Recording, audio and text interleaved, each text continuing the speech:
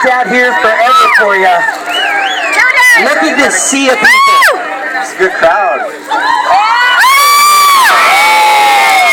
Good to see all the Farmers 5 stuff, and excited for the race tonight. Always look forward to racing at Atlanta, and it's a cool track. It's slippery, it's fast, kind of rough, so you can move around pretty much and go wherever. It's gonna be a long race. It'll be good.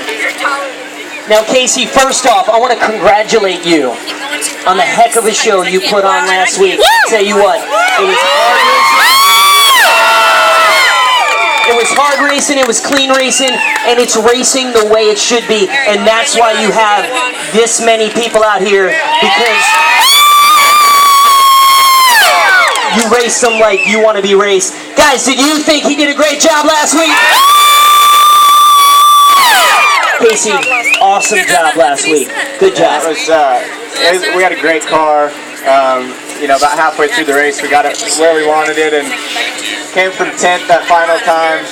Got to Matt and just tried everything I could to get by, and came so close a couple times, but didn't clear him.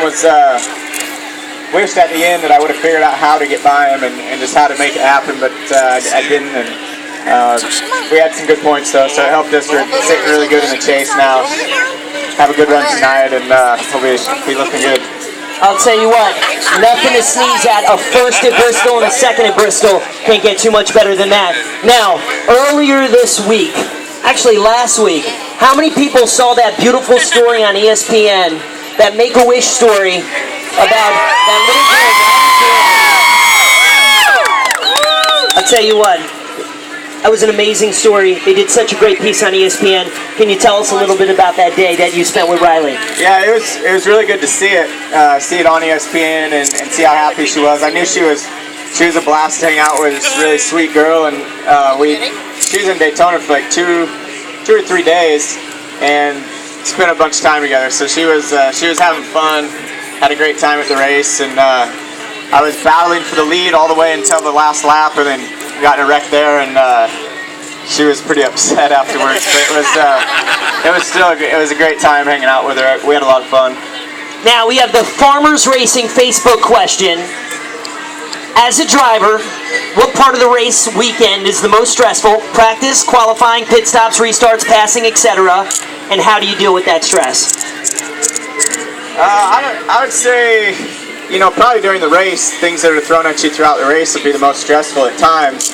I think some of the most crucial parts of the weekend is the practice sessions, the final practice sessions, and just getting the car where it needs to be, so the balance is close, so you can work with adjust on it and be able to keep up with the racetrack, say for tonight's race. So I think, final practice yesterday is really crucial. I felt like we did a pretty good job there, so we'll definitely have a shot tonight.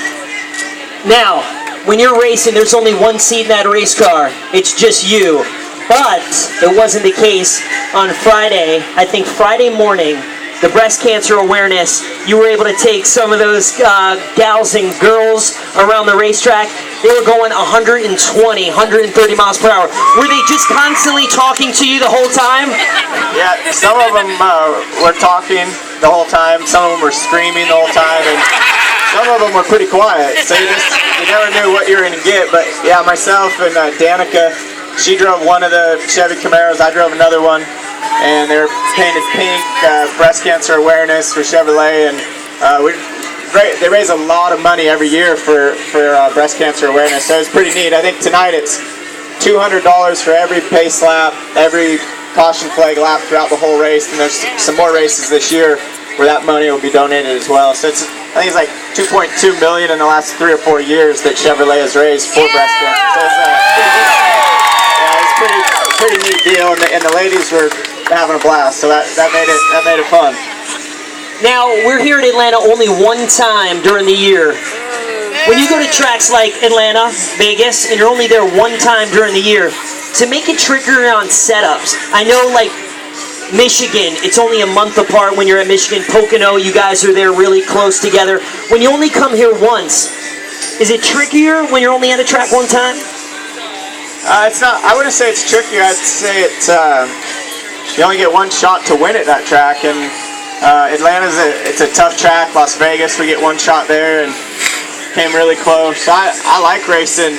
You know, I like hitting the tracks a couple times, but when you only get to go once, it just makes it exciting. It's a race that you look forward to because you only get it, you know, one chance a year to win here, and that's what it's all about. So, you know, I don't think it's too much. It's not very much difficult. I mean, we tested and are pretty prepared. So just can't wait to get started. I've been waiting all day long. All these night races are kind of weird. Now, I was hearing Johnny D do all those interviews over at Chevy, and he was asking the drivers. Most of the drivers says, here at Atlanta, the low groove is kind of fast, the middle groove's kind of fast, the high line's kind of fast. Seems like this track just has a lot of ways to pass. Tell us about just how wide the track surface is. It seems like you can kind of pass here. Yeah, there's a lot of racing room, and you know, with the cup cars, you have so much power that I mean, you just feather in the throttle. You know, you have to just take care of your tires the whole race run. So it's you know, you can gain a lot of speed depending on where you're out on the track, and it changes throughout the race. Sometimes the bottom will be better, and other times the top will be better, and you just have to figure out what works the best for you and go with it. But yeah, it's a neat track because of that, because the tires fall off so much. Now for you, every driver's different. For you, what do you prefer line here? Top, middle, bottom? I've been working the bottom a lot the last couple of years in practice and things, but there'll be times tonight when you'll have to run the top, you have to run the middle, and maybe try like a diamond type move, and 3 and 4 especially. But don't give all your tips away. Well, you never know. Sometimes it works, sometimes it don't. So you just have to always be looking for a little bit more traction, and that's why it's such a great track. So I think the bottom will be the spot to be, though, for probably 60-70% of the race. Now we have those new Goodyear racing tires, so you're totally different. You got the zone tread on them. How are those new tires? It's totally different technology.